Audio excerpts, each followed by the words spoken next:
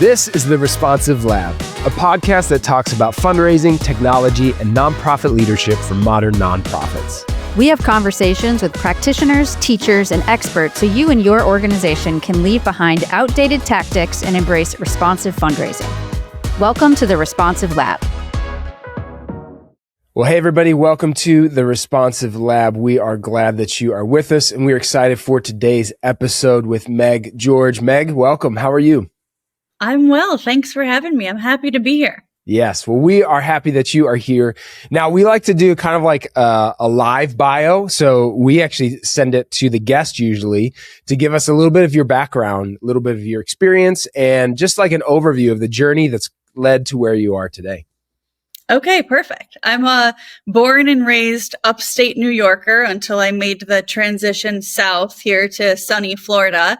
And Smart. I have a French degree, which does not lend very well to many industries, but it actually does to philanthropy because you learn how to engage with people and get on their level and have sorts of difficult conversations. And so right out of college, I was a gift officer at my alma mater in Syracuse, New York. And I learned in the cold, deep part of the ocean how to get on a plane, go have a meeting, meet people, and ask them for money. And I really loved it. So I did that at another institution as well before I transitioned to becoming an entrepreneur. I met my husband in the major gift journey, and we both left our jobs and founded our firm with one client, as all people do, and have grown really intentionally, just focusing on campaign preparation and execution and, major and principal gift strategies over the last almost 11 years now. And we have clients all over the country. We work a lot on the East Coast, and we have a team of amazing people who think about philanthropy the same way we do and who have also worked as gift officers at nonprofits. I love that. I just have a question about doing major gifting for your alma mater. Like, was that harder or easier than if you weren't an alumni? I think it was easier that we had those little connection points to talk about when I would get to a new city and they would say, "Oh, is Molly's still a bar open in downtown Syracuse?" And I could say, "Yes, it is. And here's what's happening around town." But I will say that it was tricky when I was with younger alums because I never really engaged with them. They weren't at the financial threshold or capacity to warrant a visit. And so there were a lot of questions about how I was kind of representing that group out into the world with alums who had graduated before us. Yeah, I've always wondered what that would be like. So thanks for sharing. You mentioned that you guys focus a lot on campaigns. And when people hear capital campaigns, they probably think of something they participated in either on a fundraising side or even being asked. Can you talk a little bit about what you would define as a capital campaign and what fundraisers often misunderstand about what it takes to do this well? I would even change the verbiage to say that if we can start as an industry to adopt more of comprehensive campaign language over capital, it would better represent the fact that these are projects that need to be more all-encompassing. Campaigns have a start date and an end date. They have a monetary goal. They're meant to push people out of their comfort zone, make them think, make them stretch their gifts. And they're also meant to have specificity around the allocation of support.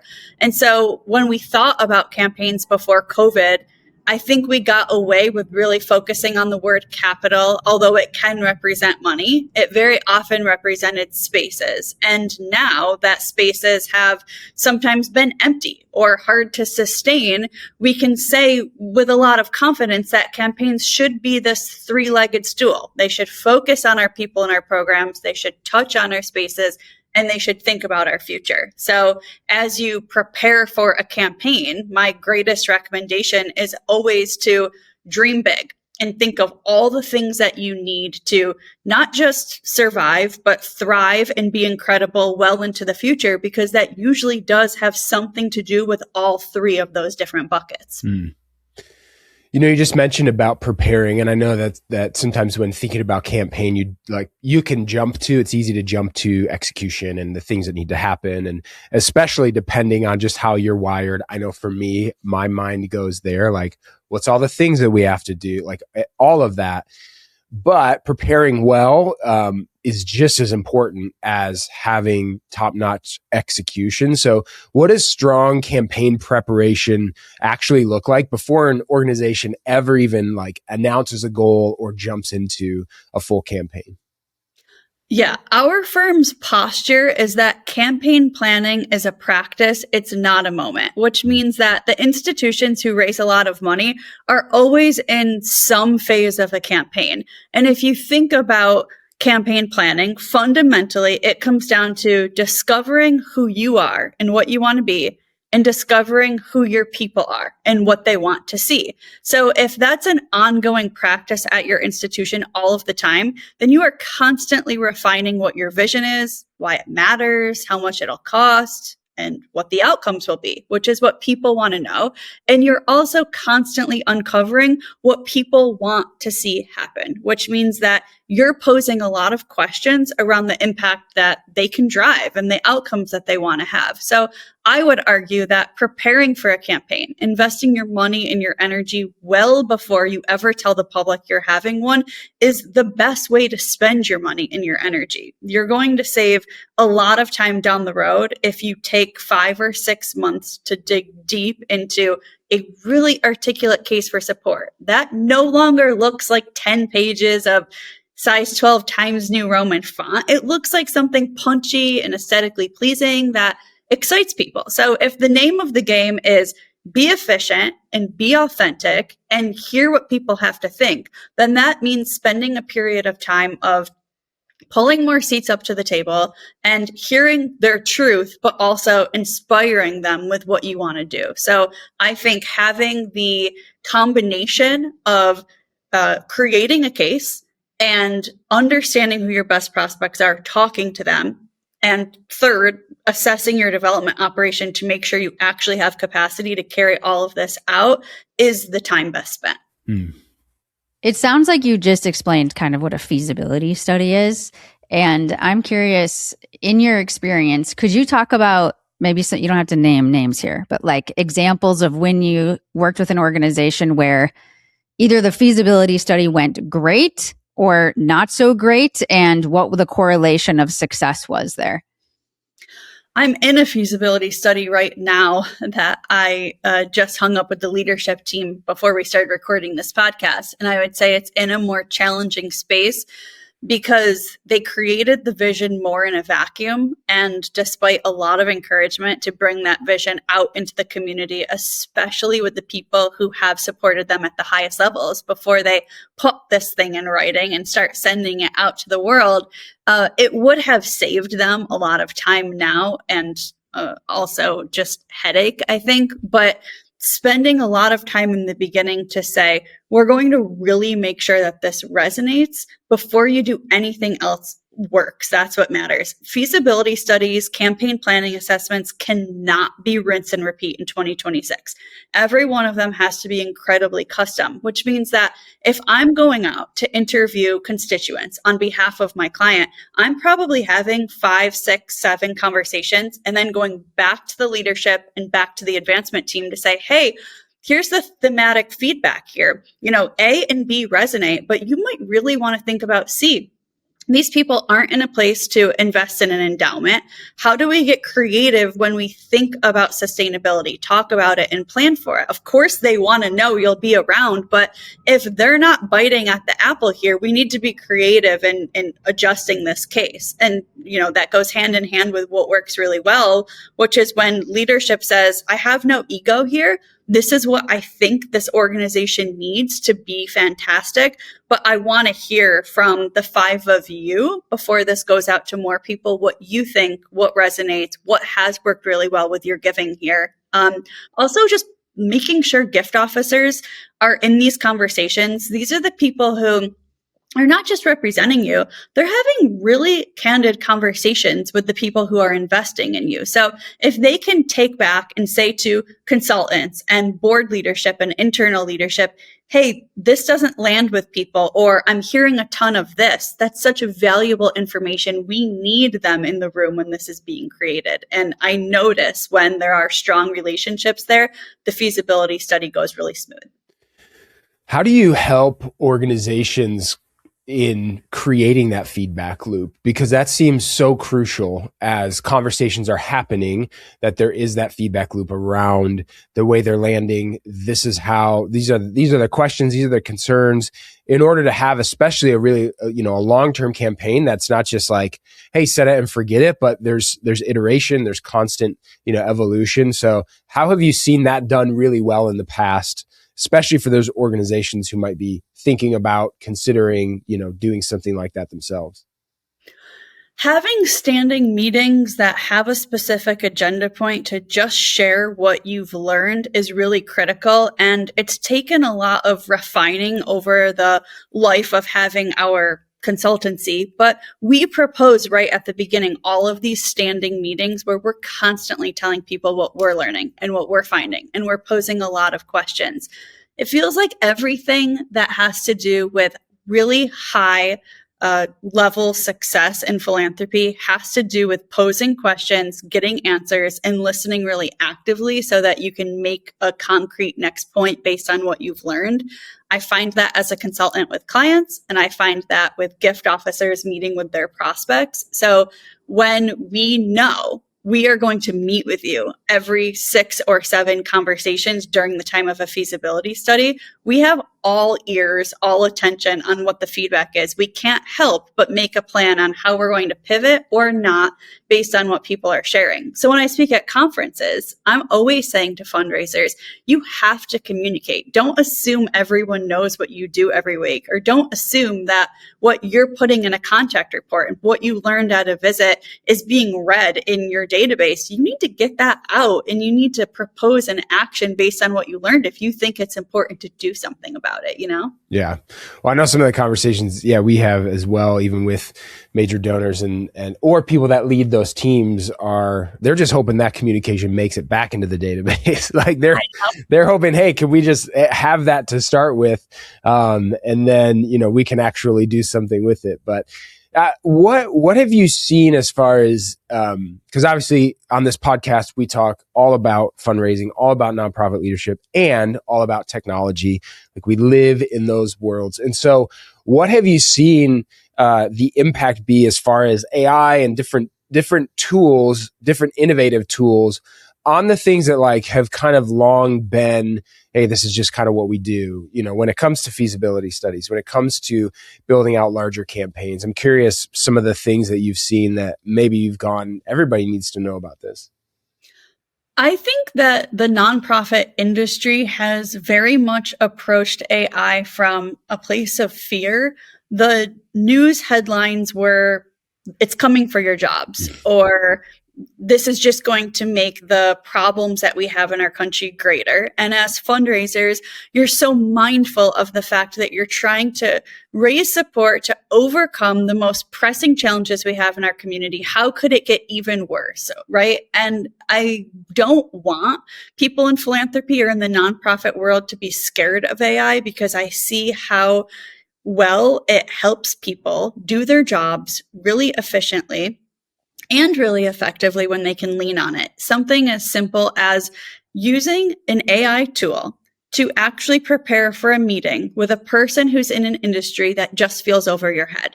I have gift officers say to me at the end of conferences, what do you say to someone who works in private equity or VC? How do you know if it's a 3rd generation family business, how to handle that conversation differently? I'm like, have you ever just plugged into your chat GPT and said, hey, flying to Boston tomorrow. Here's the 3 meetings I'm having. Here's where they work. Here's what they do. What are the big headlines I should know? Can you give it to me in layman's terms about what they do and how I can hang in this conversation as a gift officer? Even just knowing that as fundraisers, to do our job really well, we can't always be in touch with other fundraisers. We have to be in touch with the rest of the world. I think AI can feed you that information in such an easy way to digest that gives you the confidence to go into those conversations that could have otherwise felt like overwhelming or a little out of reach. I think the number one misconception is that AI can replace the things that we used to hire people for, like modeling out a campaign. And I could give you 1,000 examples of interviews that our firm has been in where we've found out something really fascinating or huge for this organization or even disappointing for the organization, but technology would never know that. So how do we be conscious of the idea of modeling out data that really helps us build out the rest of what a campaign might look like without leading with data that wouldn't otherwise know that this person is about to pay for 3 kids to get married next year, or this person is about to sell her family business on December 31st, 2026, you know? Yeah. Yeah, I think those are great examples. I'm curious on that same modeling side, if you do feel like AI has been able to help in some of the data and insights and wealth, which I know is only a part of like the feasibility piece. Like you have to talk to donors for the reasons that you literally just said. But do you feel like you're able to get data quicker, more efficient in a way from the more like raw quantitative side?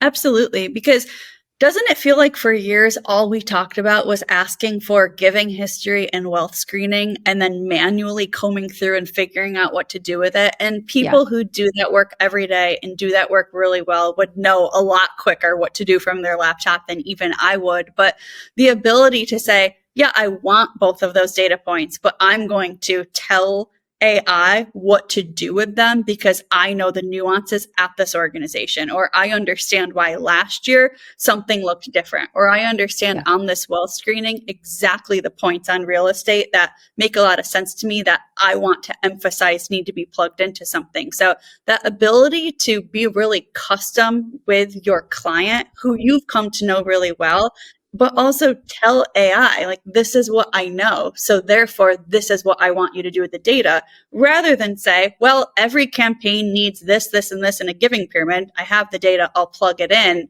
That doesn't work anymore. So I appreciate that piece of it. Yeah. I'm also curious, because we're talking about a lot of donor data from an AI and ethics and nonprofits feeling about it standpoint. If you're using AI now in capital campaigns or even with nonprofits that you're working with, how are you seeing them even feel comfortable or not comfortable putting donor data into AI? Or what are you doing to kind of protect that privacy of data? Yeah, we have open conversations with our clients about how they're using it or how they prefer that we use it. The nice thing is that we don't usually need to include names in order to include the pieces of information that allow us to get what we need to out of it in a quicker way. Most of our clients are happier that we're using it and turning things around more quickly, or using it and adding more elements to reports or to the consulting than was even outside of our scope of work before. I haven't felt that level of anxiety morally that I know I've read about or heard from other people. And some of it could just be because we don't know what we don't know. And as nonprofit professionals and philanthropy professionals, people are just hoping that this makes their jobs better, but keeps their jobs safe. So I feel like there's a lot of questions that are left unanswered. And when we do something that proves we can use it safely and well, I think they're just happy we've showed them that. Yeah. So basically anonymize the data is kind of the TLDR version. Yep. Yeah, I think too the path forward is like this cautious curiosity. So as you're like this is just the way I think about it, even as I am going through my day and my week, and there's different processes or things that I have to do that are taking time, or feel like, man, I kind of do this ongoing, or I wonder if this is something that AI could do or help with. Like there's a curiosity there, but there's also a cautiousness around like doing that in an ethical way, doing that in a way that is, really sensitive towards data, and doing that in a way that I'm still sort of in charge, so to speak, I guess. Like I'm not just saying, hey, go run and do your thing, copy and paste, great. It's like, no, this is a tool I'm using, but I'm really curious as to all the applications, right? It's not just a hammer where it's like, okay, I kind of know, you just sort of swing it and hit something. Obviously not in the trades, because everyone using a hammer is like, you could do more than that. But anyway, like it's a tool that can be used in a lot of ways, so that cautious curiosity, I think, can be really helpful. I do agree with that. And I will say bluntly, information is a commodity now. I'm not more valuable to any of my clients because I took all these courses or went to these conferences and know things. If a client asks me, which they do, could you give me the 4 main components of a fantastic stewardship plan during the quiet phase of this campaign for our best major and principal gift donors? I can easily direct them to ChatGPT to put that in there and get that. That's not what you need me for. You need me for the application of what that tool just fed to you, which means I know the nuances of those engagement points that will make sense, what won't. I know what I learned in the conversation with those specific donors for the feasibility study about their values and how they make their money, how they give their money away, different behaviors based on even the generation that they're in. So I feel more valuable as a consultant now that people can get information so much quicker, and I can be there in a really personalized fashion to help them use it. Yeah, that's super interesting. Yeah, I love that difference too. But as I'm thinking about going back to capital campaigns, which we kind of started with talking about here, for fundraisers that are maybe running a capital campaign today, what is, like, you would say maybe the main principle that makes the biggest difference between those that succeed and those that don't do as well? The ability to qualify prospects very well is hands down the number one differentiator. Because if I'm speaking at a conference and the workshop title has something to do with closing major gifts, the room is always full. Everyone wants to know how to make an ask, how to close it, how to raise more money. If I call it qualifying donors, half the people come. The truth is that's the number one most important step in ever closing a gift. Because if I spend 1 hour with Carly and I ask her all of the questions I can, and she's doing way more talking than I am, I've just invited her into a relationship that feels really genuine, authentic, well aligned around what she cares about. And it's put me on a path to create this journey that's completely custom around what she's shared, not something I'm just going to apply onto her and everybody else. So if you want to be great at running campaigns and hitting targets and staying on your timeline, then you want to be great at major gifts. And if you want to be great at major gifts, you have to be an excellent conversationalist. And that it requires the discipline to pose hard questions and personal questions and learn about them. Take all of that and determine a great next step. And the people who have depth in their major and principal gift donor bench have gone out and had those conversations. And I could call them and say, how does Carly make her money? How does she give it away? Does she have a family? What are her values? She spends half the winter in Aspen. Does she own her home there? Right? It's like these wealth markers, these affinity markers. It's the expectation of fundraisers that you will marry the intellectual with the emotional, I think. Yeah, that's good. Also, Carly does own her home in Aspen. So just in case people are wondering. Actually, Scott, do you mind if I just ask a quick question? While you were talking about that, I was thinking, from a fundraising perspective, after you do a capital campaign and you learn this information, like you just talked about, what can you do then to take that information you learned in that study to help their major gift fundraising even beyond the capital campaign? Because I would hope the major gift officer knows that they own a home in Aspen, but maybe they don't. Like, what do you then do from there? Does it just go into notes in a CRM, or like what can they do with that information? Yeah, that's the $1 billion question. When Scott made a comment earlier, like, we hope the information even lands in the database. That is how I feel, because when you get to the point of a campaign where you've already set the vision, you've gone through the planning phase, you've completed quiet, you launched publicly, and now you're celebrating. The reality is that you're celebrating while you are waking up the next day and probably going back into visioning and going into quiet. So are you using the information to actually steward donors deliberately? Which doesn't just mean saying thank you. It means showing back up with the outcomes that they drove in a really specific way. Like, I heard you. Here's the way you live. Here are the things you care about.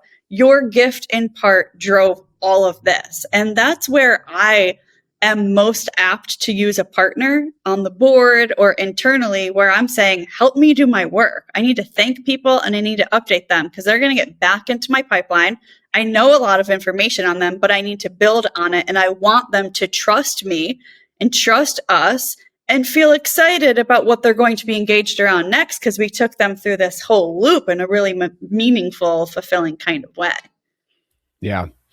Yeah. And that's a piece where we've seen technology be able to fill that gap really well, to take things like, in-person meeting notes that you're able to just talk into your phone that then translate and land into your CRM, but then are there the next time you reach out to that major donor and knows, oh yeah, we talked about, their Disney trip with their grandkids and, the things that matter to us and that build that trust and that relationship, I think is a place where the right tool with AI can really, make that impact and reduce then the amount of, when we need 5 or 10 different people to know this and be aware and that sort of thing.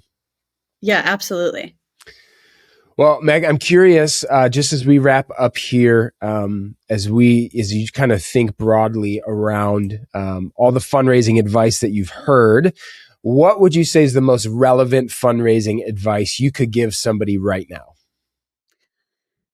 Go practice being a conversationalist with people who are not in your industry. Go meet people in finance and law who understand tax, who work in journalism. Go ask people for coffees, Zooms, and phone calls so that you can learn about the world and you can sharpen your conversationalist skills in areas that people who are philanthropists making philanthropic investments want to talk about, they're interested in.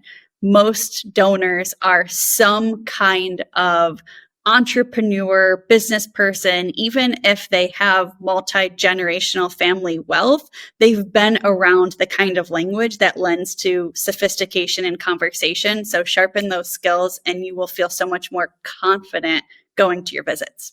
Yeah. I love that. Hey, as we wrap up, can you give people next steps to connect with you and maybe, explore more resources or have a conversation? Yeah, thank you for asking. I post very often on LinkedIn.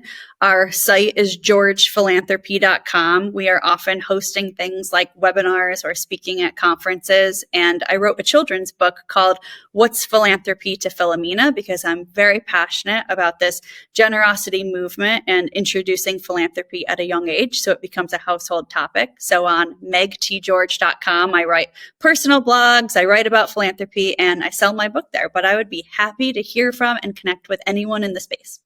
Awesome. Well, we will make sure to link to those in our show notes, but we're just so grateful for you, for your time today, for sharing your wisdom and expertise with us, with our audience. We're really appreciative. I'm so appreciative that you asked me, so thanks for having me. Yeah. The Responsive Lab is brought to you by Virtuous. We believe nonprofits deserve technology built to engage donors with the same personal connections and experiences they receive from today's leading brands. Virtuous is an enterprise fundraising platform that unifies CRM, marketing, giving, and insights with AI to help build deeper donor relationships, automate manual work, and grow giving. Learn more at virtuous.org.